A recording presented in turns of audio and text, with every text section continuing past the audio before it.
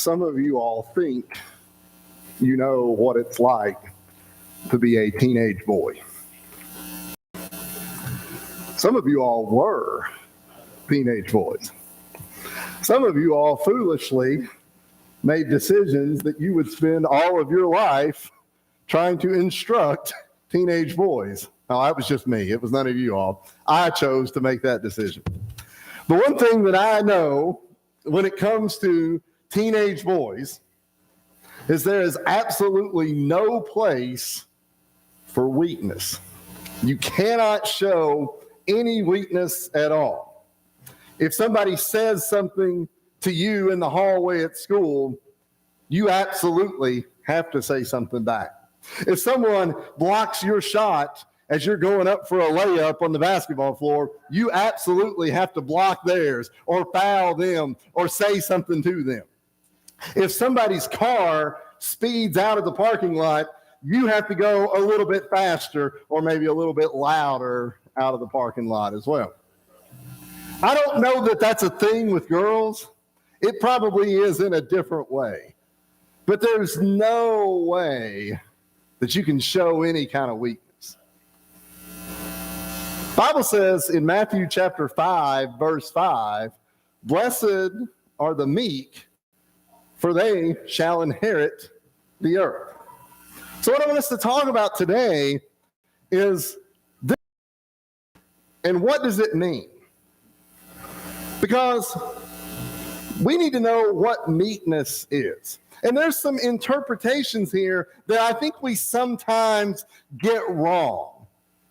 Sometimes we have this notion that meekness equals weakness. That's not right. I don't believe that's right. And our goal today is to explain, hopefully, how meekness can be achieved by you and me, by Christians, but it's not necessarily us being weak or walked on or trampled on as well. That's not what we're looking for.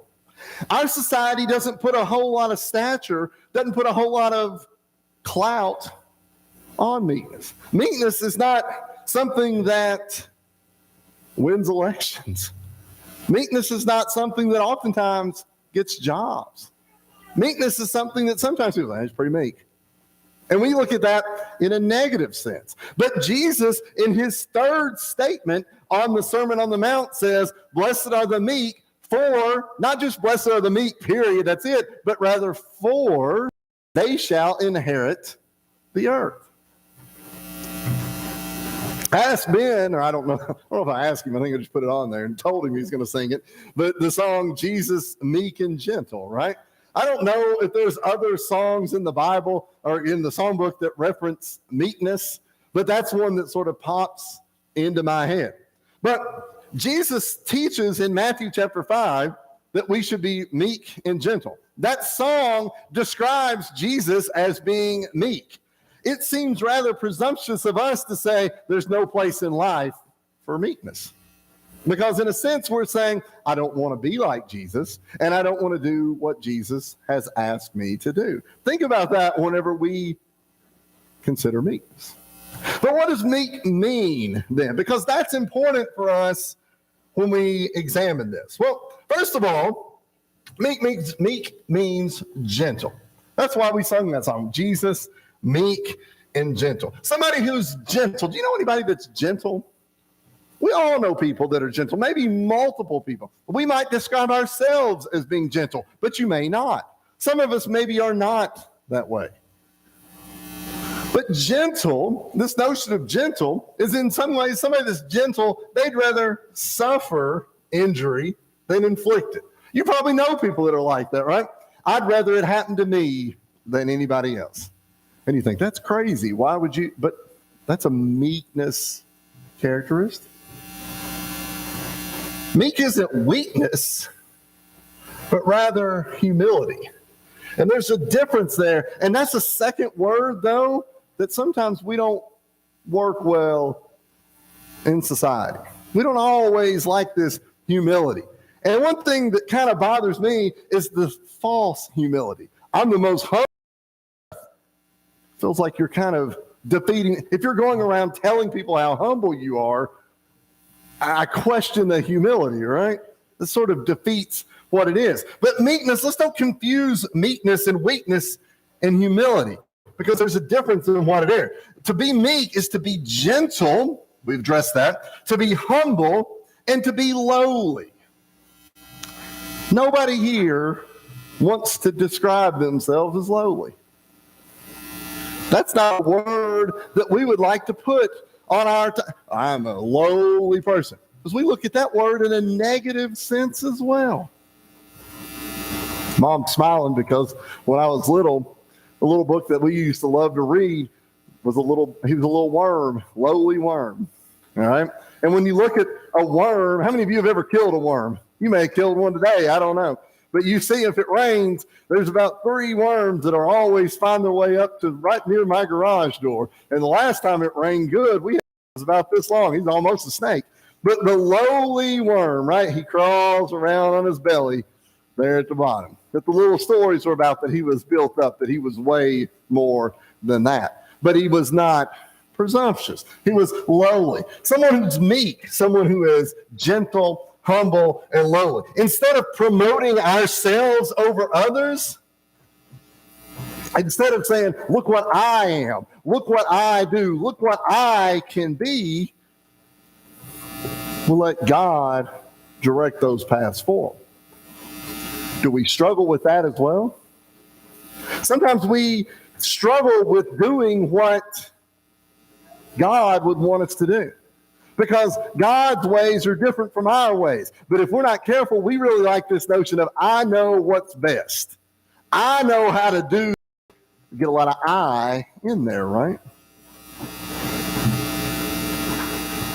Let's talk a little bit about meekness.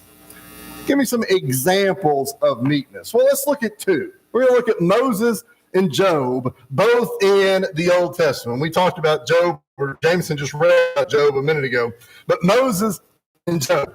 And so let's don't confuse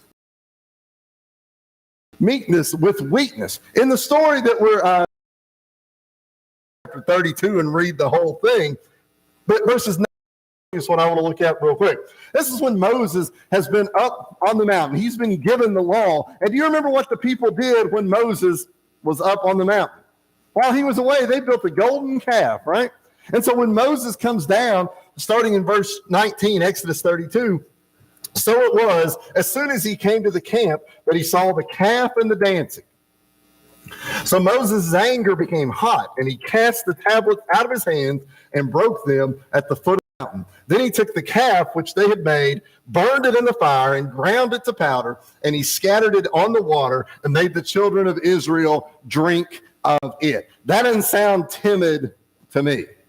That sounds like somebody who was very upset with what took place. We always make reference of Jesus. You say, well, Jesus, he turned over those tables. Well, there's some Old Testament examples here as well.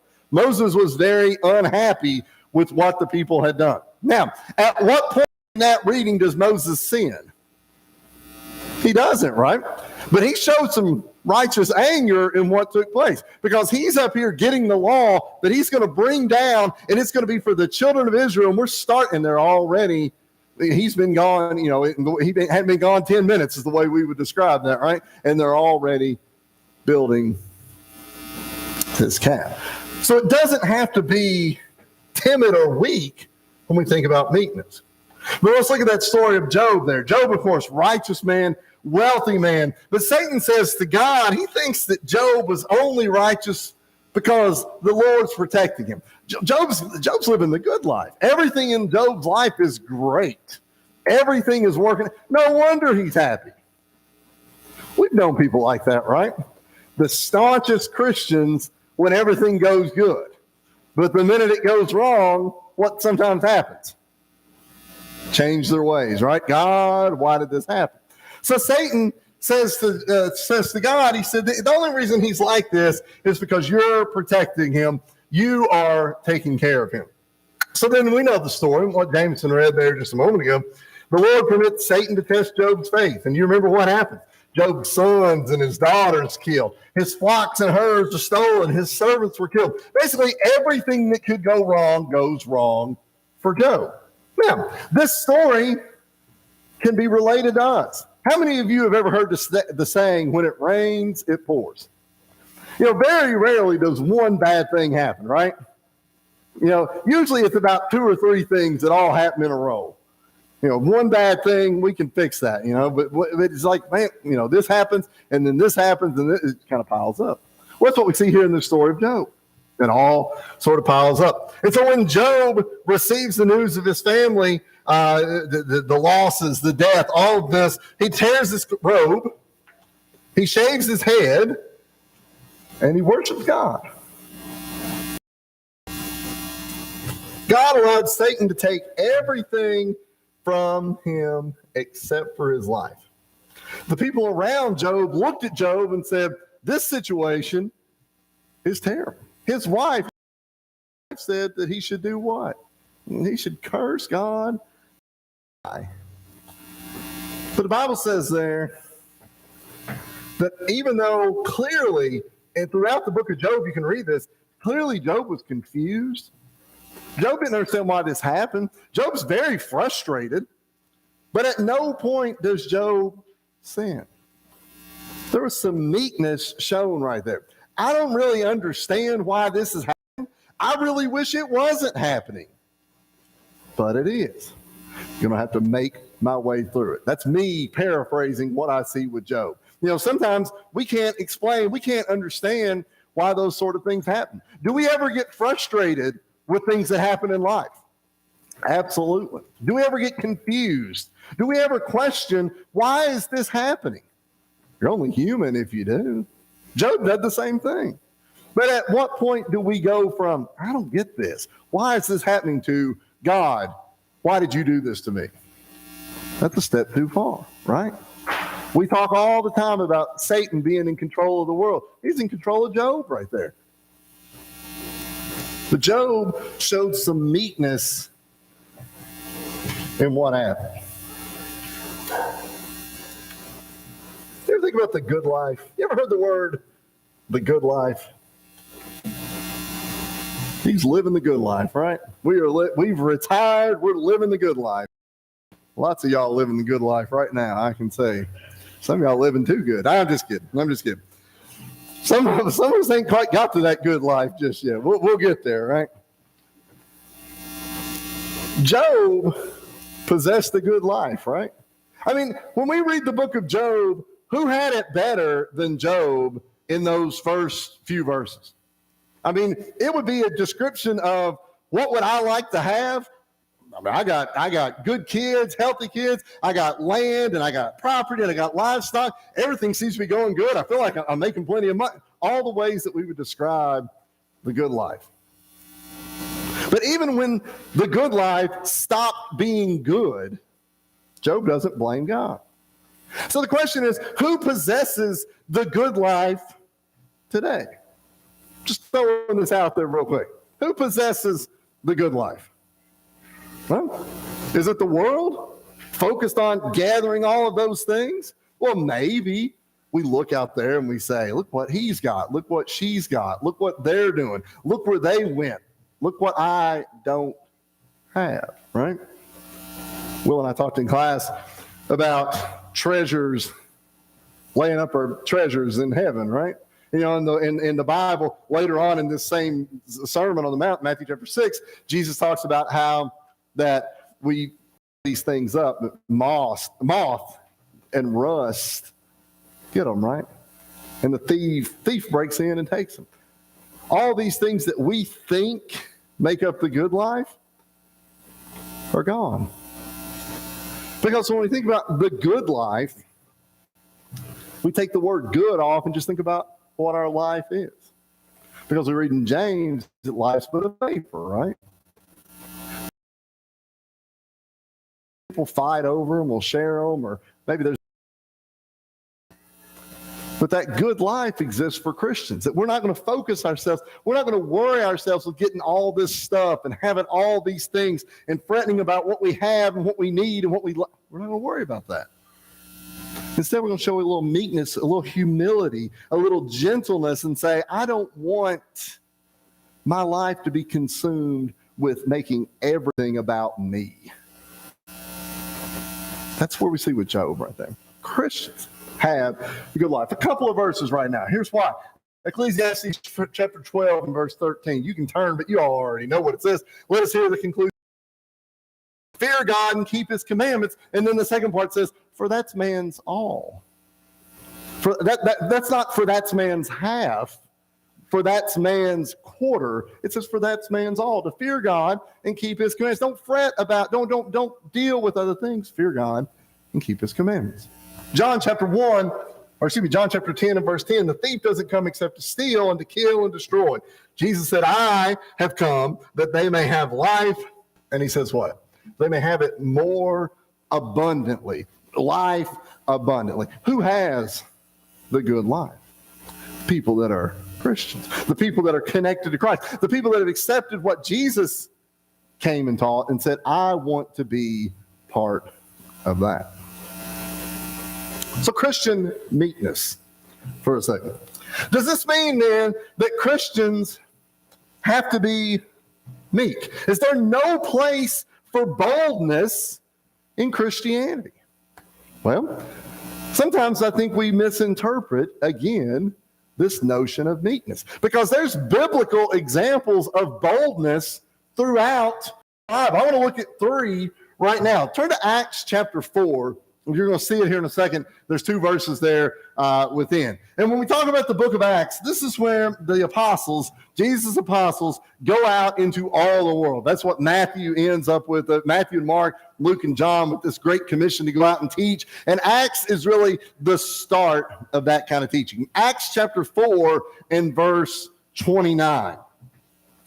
Acts 4:29 says, now, Lord, look on their threats and grant your servants that with all boldness they may speak your word. What we're seeing here is people who are about to go out into the world, about to go out and preach and teach and do what Jesus said. And it said, look upon their threats. It's not going to come easy. There's going to be people that's going to mistreat them. They may end up being killed for what they're doing. But it says to go be with these people as they go out to boldly proclaim the word. Is there a place for boldness in Christianity? Absolutely. 2 verses down, Acts chapter 4 and verse 31, a couple of verses down. And when they had prayed, this is right after that sentence that we just said a couple of seconds ago. And when they had prayed, the place where they were assembled together was shaken, and they were all filled with the Holy Spirit, and they spoke the word of God with boldness. You say, well, okay, that's different because those were the apostles, and I'm not an apostle. Okay, that's fine. Let's go to another one. Let's go to 2 Corinthians chapter 3 and verse 12. Paul says here, therefore, since we have such hope, we use great boldness of speech. There's a place for boldness for Christians. There's boldness as a necessity for Christians. Because if we're going to preach and teach, if we're going to speak to others, if we're going to drive Christianity forward, we have to have some boldness in how we handle that. But let's don't confuse boldness, meekness, weakness, timidness. Let's go a little bit further. Meekness for us means several things. And I've got 3 that I want us to think of. I hope these are 3 things that will help us as we go forward strive to be that meekness that Jesus talked about. 3 things. Number 1, non-retaliation. You know, I addressed this at the beginning when I talked about being a high school boy. Retaliation drives the high school boy. If we're not careful, retaliation will drive us as well. We have to be really careful with that. I want to get back at those who have done me wrong. Retaliation, this idea. So if we're going to be meek, we're going to have a little bit of non-retaliation. Remember, Jesus is living at a time when the law said eye for an eye, right? That was the law that said that. But the law goes to the cross with Jesus, and the teaching changes after that. This notion of an eye for an eye, if someone's wronged you, you got to wrong them right back. What's the problem with that line of thinking? When you wrong me, I got to wrong you back. But when I wrong you back, what do you got to do to me? And then whenever you do that to me, what do I got to do to you? When does that stop? Never stops, right? But I got to be bigger than you. I got to show you to the point where you don't remember what you was mad about in the first place. You ever had those kind of situations? We've been mad for 20 years, and I can't remember what we were fighting about. But I got to get back at you. Meekness. Show that meekness in life, that non-retaliation. Number 2, a way to show meekness. I wrote this down, but I thought it was interesting because I don't know if we think about it too much, but that's thankfulness. Are we thankful to people? I don't mean do we sign an email saying thanks. Are we genuinely thankful to people? Because I think sometimes we just don't really think about that. Like somebody did something for me, good, I appreciate it. You know? But are we genuinely thankful? There's a bit of meekness that's there. We need to thank God for the gifts that he's given us. What gifts? I don't know. Your gifts are different than mine, right? Remember the story of the talents? One guy got 5, one guy got 2, one guy got 1, right? Man with 5 talents did what? He doubled them. Man with 4 did what? Or with 2 did what? He doubled them. Person with 1 did what?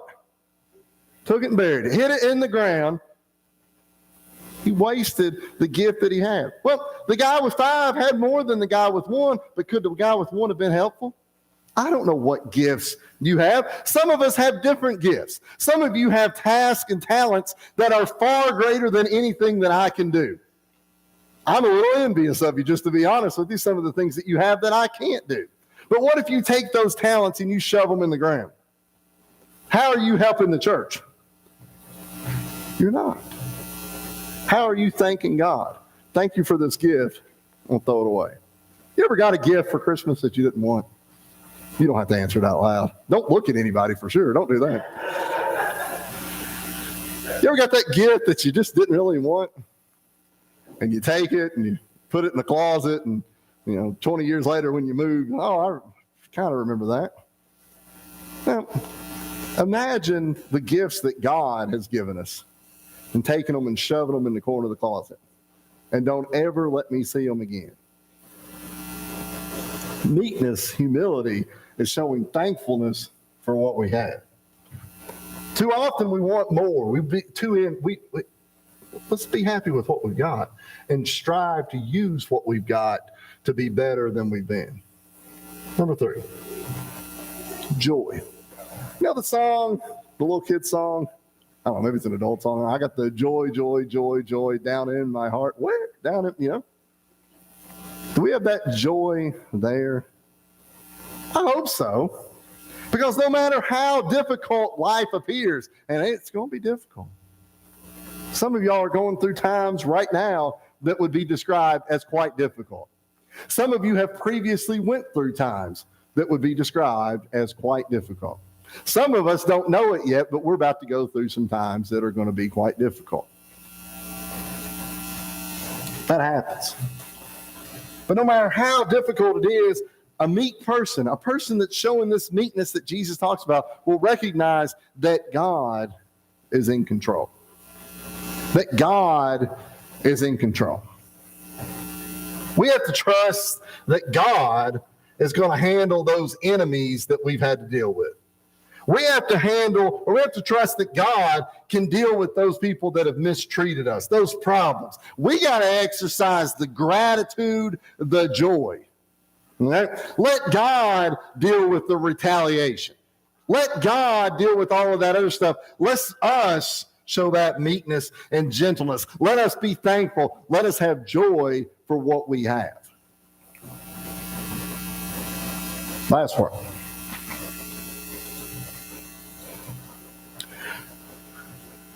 Blessed are the meek, for they shall inherit the earth. You've ever inherited something? You might have inherited a few bucks here or there. Somebody might have passed something down, maybe a house. Some of you are carrying the inheritance of other people with you right now because you look just like your grandma or your father. You sound on the phone just like somebody who We all inherit things, right? Jesus said, blessed are the meek, for they shall inherit the earth. Inheritance are things passed down from somebody that we're related to, somebody we're connected to, somebody that has a bond with us. The church inherited, for lack of a better word, some money about a year ago from a man who'd made a fortune in, I think, clothing sales, I believe, down in Nashville, Tennessee. None of y'all knew that man. None of you had any idea that that person existed. But we was glad to get what we got. But there was a bond that was connecting us to him, right? He was a member of the church, and you are as well. And he saw a need that he thought he wanted to help people of the church somewhere. We're a long way from that. But we inherited something from him. Belong to Christ. We've embraced the teachings of Christ, and we hopefully have confidence in our future. But on the flip side, without Christ, there'd be nothing to anticipate, right? There'd be nothing to inherit when this life is over. I'm not asking about money. I'm asking about houses. I'm not asking cars, stuff. That's the stuff we don't need to worry about. What is our inheritance? Where is our inheritance? It says the meek shall inherit the earth. But without Christ, we have nothing to inherit. If we're not meek, we don't get anything from this. The future belongs to the Christian. The Christian belongs to God. The meek shall inherit the earth. For us, that's all we can hope for. Because the life we were going to live is going to be filled with all sorts of trouble. But what we can hope for is a home in heaven, because as it says right there, because we belong to God. How does the meek inherit the earth? We got to strive to be better. Every one of these blessed R's that Jesus talks about, every one of these Beatitudes is a task that we have to be better at. I'm not very good at being meek, but I got to improve. You may not be very good at being meek, and you got to improve as well. We got to strive to be better, because knowing that if every one of these things, if we can improve upon it, there's something beneficial for us going forward. I hope that beneficial thing is what you want to be part of. That's a home in heaven when our life is over. If there's anything we can do for you, we'd invite you to come while we stand and sing. Would you be free from your